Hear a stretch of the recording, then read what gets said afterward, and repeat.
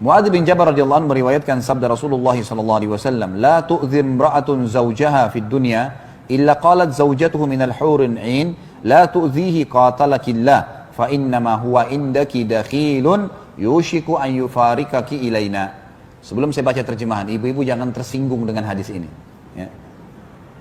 Jadi fahami dengan keimanan. Karena memang ini sabda Nabi SAW. Saya bilang tadi kehidupan di akhirat adalah poligami. Dan di dunia setiap istri disuruh menjadikan suaminya sebagai penyebab masuk surga.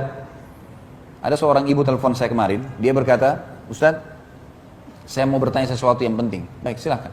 Kebetulan saya lagi ada waktu lowong.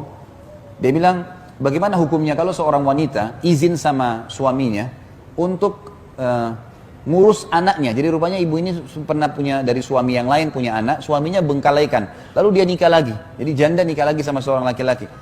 Maka anak-anaknya ini tinggal bersama ibunya, jauh dari dua kota di Indonesia ini yang berjauhan. Kemudian dia lihat anaknya ini nggak ada yang urus, tinggal sama ibunya, nggak terurus, ayahnya juga nggak peduli. Maka dia pamit sama suaminya, minta mau lihat anak-anak itu. Diizinkanlah 2 minggu. Dia bilang, saya diizinkan 2 minggu Ustaz. Tapi setelah saya pergi ke kampung saya itu, ke kota saya itu, kemudian saya urus anak saya, sekarang sudah sampai setahun. Saya nggak pulang-pulang, gitu kan. Terus suaminya marah. Ternyata dia bilang, pertama dia kasih contoh orang lain gitu. Tapi saya tangkap ini adalah masalah beliau. Maka suaminya marah gitu. Apakah sekarang istrinya berdosa atau istri boleh nggak lebih memilih anaknya daripada suaminya? Bagaimana jawabannya? Saya bilang yang pertama, kalau ibu yang hadapin masalah ini, maka jawaban saya buat ibu nih. Karena saya tahu ini masalah sebenarnya sedang dihadapin. Dia bilang, iya saya yang hadapin Ustaz. Baik. Kalau ini ibu yang hadapin, sekarang ini, detik ini, setelah tutup telepon dari saya, telepon suaminya minta maaf. Itu dulu pertama. Telepon, minta maaf, kenapa melanggar sampai setahun? 2 minggu, nggak bisa lebih daripada itu. Jangankan anaknya ibu, orang tuanya ibu, ayahnya ibu, ibunya ibu sendiri. Kalau suami izinkan 2 minggu, lalu mereka cuma masih menahan, suami bilang nggak bisa, tidak boleh secara syar'i. Ini hukum Allah, bukan hukum manusia, nggak boleh dibantah. Allah telah jadikan suami ibu adalah di atas segala-galanya. Ibu renungin hadis Nabi SAW, awal amal yang dihisab bagi wanita pada hari kiamat adalah sholatnya dan hubungannya dengan suaminya. Ini luar biasa nih. Habis sholat, masalah sama suamimu bagaimana? Bukan masalah sama orang tuanya, bukan masalah sama anaknya. Artinya, sholatnya lolos, urusan suaminya lolos, yang lainnya jadi mudah.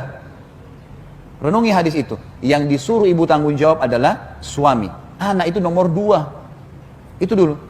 Kemudian hadis Nabi SAW, wanita manapun yang meninggal dunia lalu suaminya ridha, kecuali akan masuk ke dalam 8 pintu surga yang manapun dia inginkan. Sekarang apa susahnya ibu-ibu? Saya kadang-kadang bahasakan sampai istri saya juga. Apa susahnya menjadikan figur suami itu, kemas dia baik-baik orang ini, layani, siapin makannya, minumnya, cari ridhonya, itu saja. Tunggu mati masuk surga dari 8 pintu surga. Pilih yang mana ibu mau. Makanya syaitan selalu menjadikan masalah sama suami nih. Ya. Apa saja dibuat masalah, apa saja marah, apa saja tersinggung, gitu kan? Makanya saya selalu ingatkan istri saya pribadi, saya bilang sama istri saya, hati-hati. Hati-hati syaitan masuk ke pintu-pintu yang kadang-kadang tidak perlu marah, tidak perlu cemburu, tidak perlu iri. Tapi masuk syaitan, karena merusak. Kunci kamu di saya, kalau saya ridho selesai nih. Urusannya semua selesai. Kenapa nggak kemas baik-baik suami menjadi manusia, menjadi penyebab saya masuk surga? Bukan karena dia, tapi karena Allah. Jangan berkeluh kesah terlalu banyak. Kalau suaminya zalim, doakan. Kalau memang dia fasik, buruk, memang boleh. Pindah ke suami yang lain, minta kepada Allah diberikan orang yang saleh. Bisa, supaya kita menghabiskan umur kita pada hal yang positif. Gitu kan? Pada hal yang baik. Itu yang kita maksudkan.